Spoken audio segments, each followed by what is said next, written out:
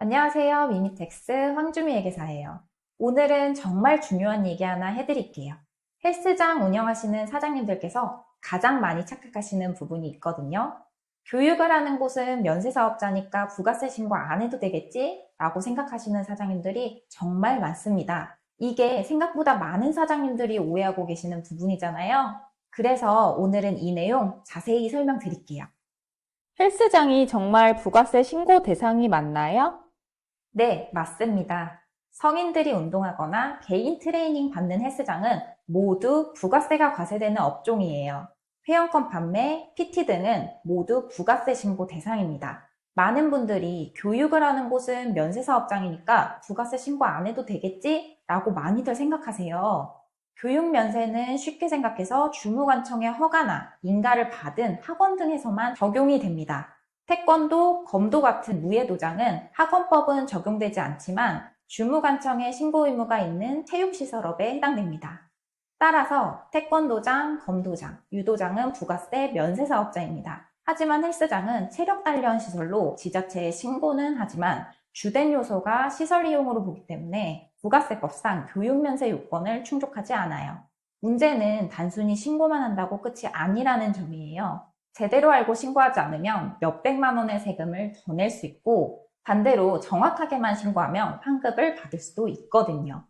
그럼 매출 신고할 때 특별히 주의해야 할 점이 있을까요?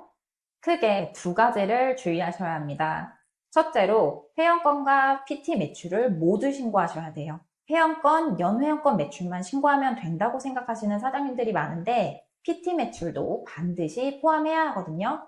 그런데 실제로는 PT 수입을 트레이너 개인 계좌로 바로 입금받아서 매출 신고 안 하는 경우가 정말 많아요. 이런 경우 헬스장 매출 누락으로 세무조사를 받은 사례가 있기 때문에 주의하셔야 돼요. 모든 수입은 헬스장 계좌로 입금받고 트레이너 비용은 따로 지급하는 방식으로 관리하시는 게 제일 안전합니다. 두 번째로 현금 매출 관리도 중요해요. 현금으로 결제하면 할인해주는 헬스장이 많아서 현금 결제를 선호하는 회원분들이 계시거든요. 특히 10만 원 이상의 현금 거래는 현금 영수증 의무 발행 업종이기 때문에 미발행 시 20%의 가산세가 붙습니다. 현금 할인을 해주더라도 매출은 정확히 신고하시는 게 안전합니다. 세무조사에서 현금 매출 누락이 발각되면 더 큰 문제가 될 수 있거든요. 비용 처리 부분에서 트레이너 인건비 같은 건 어떻게 처리해야 되나요? 헬스장에서 자주 발생하는 실수 중 하나가 외주 강사비 처리예요. 대부분 프리랜서 강사와 계약을 하시는데 이 경우 부가세 매입세액 공제는 불가능해요. 그렇다고 계좌이체만 하시지 마시고 인건비 신고는 꼭 하셔야 합니다. 이렇게 하면 종소세 신고 시에 비용 처리가 가능하거든요. 만약 강사가 개인사업자 등록이 되어 있다면 세금계산서를 받아서 부가세 공제도 받을 수 있고요. 그리고 중고기구도 주의하셔야 돼요. 헬스장 창업할 때 비용 절감하시겠다고 중고로 운동기구 많이 구입하시잖아요. 그런데 폐업한 헬스장 같은 경우에서 기구를 구입하시면 세금계산서 발급이 불가능해요. 왜냐하면 폐업하면 사업자 등록번호가 소멸되거든요. 그래서 부가세 환급은 안 되지만 계좌이체 내역, 매매계약서, 매매 거래에 대한 문자나 카톡 내용, 신분증 사본 같은 자료만 있다면 장부에 자산으로 올릴 수 있고 감가상각으로 비용 처리가 가능합니다. 적격증빙 미수치 가산세도 면제되고요. 그럼 부가세 환급은 언제 받을 수 있고 일반 가세자와 간이 가세자 중에 어떤 게 더 유리한가요? 개업 초기에는 환급 가능성이 있어요. 하지만 실제로는 조금 복잡해요. 새 기구를 사고 세금계산서 등의 적격증빙을 수취했다면 부가세 환급이 가능하지만 대부분의 헬스장에서는 비용 절약을 위해서 중고기구 많이 구입하시거든요. 중고기구는 세금계산서 받기가 실제로는 조금 어려워요. 부가세 환급을 못 받는 경우가 많고요. 그래서 실제로는 인테리어 비용까지 고려해서 간이과세와 일반과세 중 뭐가 더 유리한지 따져봐야 돼요. 중고 기구 비중이 높다고 하면 간이과세가 더 나을 수도 있거든요. 중요한 건 모든 지출을 사업용 신용카드로 사용하고 받을 수 있는 세금계산서는 최대한 챙기는 게 중요합니다. 환불이나 카드 취소가 다음 분기에 발생해도 그 분기 매출에서 차감해서 신고하면 되고요.